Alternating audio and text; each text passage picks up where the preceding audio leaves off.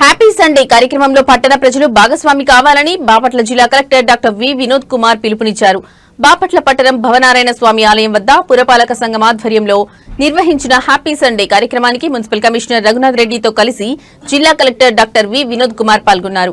ఈ సందర్భంగా జిల్లా కలెక్టర్ మాట్లాడుతూ హ్యాపీ సండే కార్యక్రమంలో పట్టణ ప్రజలు భాగస్వామి కావాలన్నారు. సీఎం చంద్రబాబు విజన్తో ఆరోగ్య ఆంధ్రప్రదేశ్ లక్ష్యంతో ముందుకు వెళ్తున్నారని చెప్పారు. అందులో భాగంగా హ్యాపీ సండే కార్యక్రమాన్ని నిర్వహించడం జరుగుతుందన్నారు. ఇకపై పట్టణంలో ప్రతి ఆదివారం సాయంత్రం నిర్వహించడం జరుగుతుందన్నారు.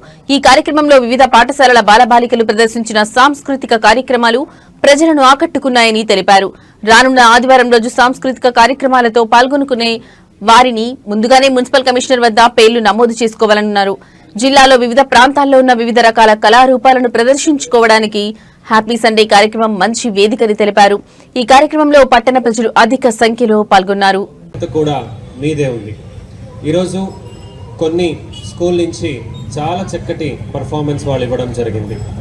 అలాగే మనకు ఇటువైపు వేమూరు నుంచి అటువైపు అద్దంకి దాకా ఎలాంటి టాలెంట్స్ మన జిల్లాలో ఉన్నాయి మాకు తెలియదు.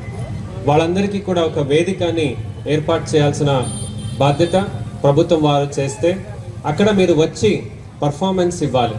ఈరోజు నృత్య ప్రదర్శన జరిగింది.